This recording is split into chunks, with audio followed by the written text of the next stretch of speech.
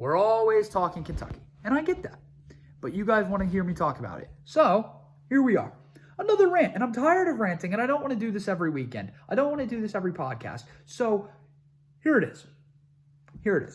Kentucky loses to Auburn over the weekend in a very heartbreaking fashion. After leading for most of the game, Kentucky fell apart around the 7-8 minute mark, something like that in the second half, and it was pathetic. Kentucky shot 23% overall from three. It's been a factor all year that we haven't had shooters. No big deal, 23%. 18 turnovers, which is unacceptable because they keep turning the ball over at free will, and only had 7 assists. Kentucky is one of the worst teams in the whole entire country. The whole country at turnovers assist ratio. They have so many more turnovers than assists, it's truly not even funny. It's so bad. They do not get any assist. And they don't, in the NBA, you play one-on-one ball sometimes. So it's fine if some teams in the NBA don't have any, assist. But this is college. This is pathetic. This is not the BJ Boston show. Oh, we'll get into BJ here in a sec. What does Calipari say? What does Coach Calipari say? I want guys who fight. I'm going to play the guys who are going to fight. No, you don't. Stop lying. Because if that was the case, you would have played Jacob Toppin and Dante Allen in the second half to start over Auburn, wouldn't you? Because going into halftime, Dante Allen was the leading scorer on the team, correct? He was. Okay. Jacob Toppin was the leading rebounder on the team, right? Right. Okay. So that's a BS statement. That's a BS. But you know why he doesn't play them? Because they're not 5 stars. They're not NBA kids. No, you got to stick with BJ Boston. What made me lose my mind over the weekend is the quote by Cal. I'm not trying to take anybody's heart away. Meaning, to get more context into this quote, I'm not trying to take away BJ Boston's heart. I need BJ's heart in this. So since when did Kentucky basketball become about feelings and daddy ball? And, everybody we gotta play favorites. You're getting paid $9 million to play favorites? At the greatest program with the most wins in college basketball's history, we're playing favorites? BJ Boston has taken about 41 more shots, somewhere in that range, just anywhere from 38 to 41 more shots than anybody on the team. Anybody. BJ Boston has the second worst, not even just on the team, not second worst field goal percentage on the team.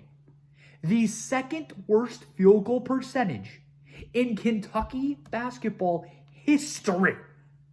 In all of the history. The only guy that was worse than him was Saul Smith, which was Tubby Smith, former Kentucky coach's son. The only reason he was on the team is because he was literally his son. He was god-awful. He is the second worst in the history of Kentucky basketball. It's pathetic. You get paid $9 million a year at Kentucky. So earn it. Because you're not. Look, we can blame this all on the players too.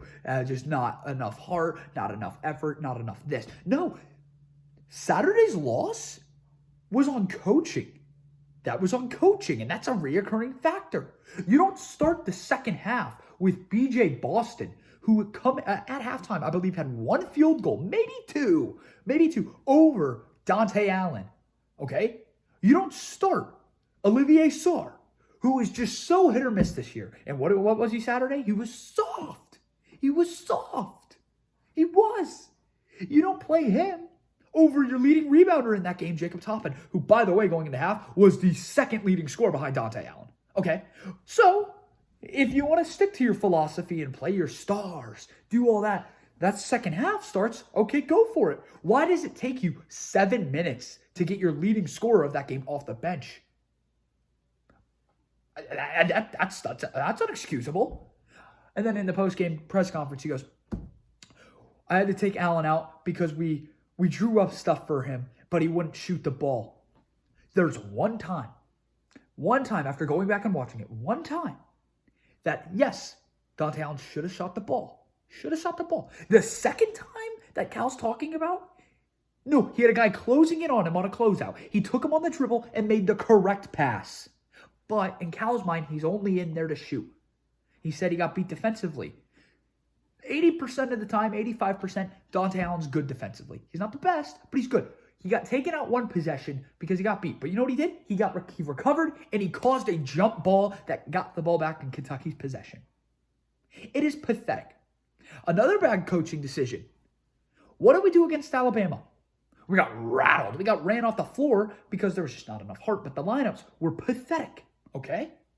What is Auburn? Auburn's a little less version of Alabama. Same offensive style, run and gun, shoot the three like there's no tomorrow. So why in God's mind are we playing Jacob Toppin with Isaiah Jackson and Olivier Sarr?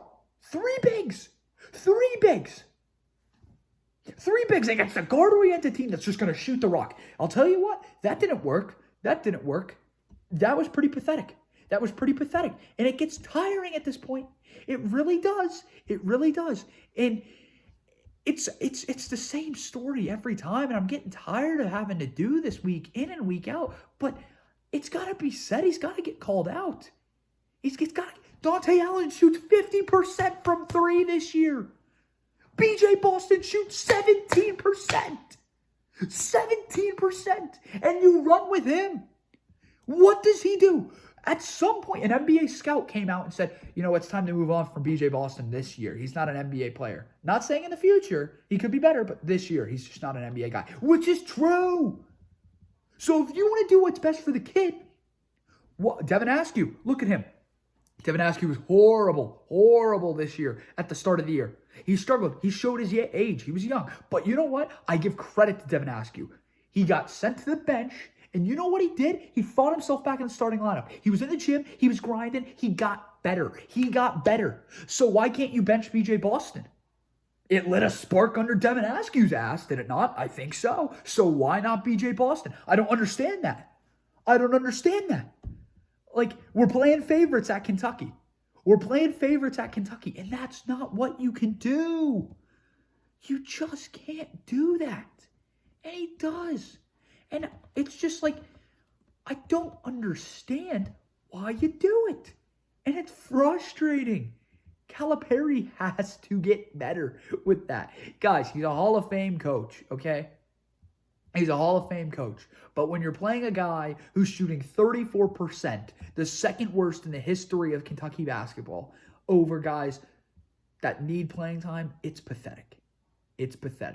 That's all I have to say on it. It's frustrating. There's no reason to not be playing Dante Allen more, not to be playing Jacob Toppin, not to be playing Lance Ware, not to be playing Isaiah Jackson more. These guys who show heart and actually fight.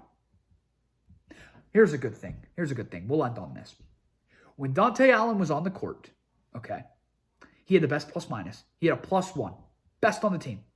When BJ Boston played on the court, his plus minus was -13. Okay? I don't blame Boston for that. But the way Dante Allen spreads the floor, help me understand in my right mind why Cal, if Dante Allen doesn't take one shot, okay, or misses one, yanks him.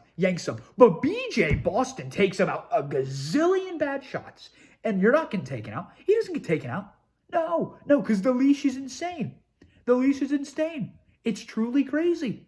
Look, I believe that BJ Boston is a great player. He showed it at the high school level. He is. He really, really, really is. But not this year. You're 4-8. You're not going to make the tournament. You got to realize that. But if you want to do a miracle, to somehow make the tournament, you have to play your best players. You have to.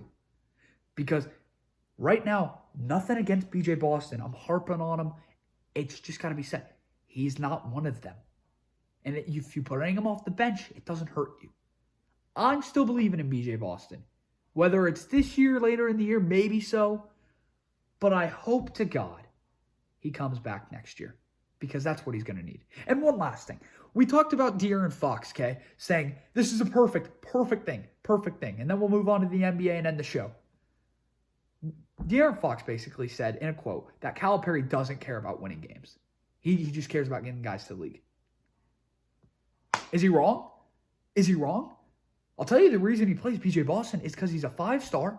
It's because he's a 5-star. He doesn't want to hurt his reputation of walking into some 5-star living room in the future and getting other teams like Duke, North Carolina to bash him in recruiting for this instant. It's simple. That's the reasoning. That's the reasoning. But what De'Aaron Fox says is kind of true, though, about he cares about getting guys elite. He doesn't care about winning. I don't see anything wrong with that statement. If you want to win, you do. Everybody knows. Everybody knows. Even people that don't even have a basketball knowledge knows. That's not going to be BJ Boston right now. That's going to be Top and Allen, guys off the bench. Not every game it's going to be those guys. So play. If BJ's having a good game, play him. But he hasn't had one good game this whole year. Not one good game. But you know what? They keep riding with him. They keep riding with BJ. And he has the most shots on the team. If you want to win, you play the best player. Okay? And Dante Allen. Does Dante Allen even become a thing? Realistically, in Mississippi State, if Calipari doesn't get thrown out of the game, where's Dante Allen? Probably doesn't even crack the rotation right now. But you know what Bruiser Flint did down the stretch? He kept BJ Boston out of the game. And that's when Dante Allen went crazy and Kentucky wins.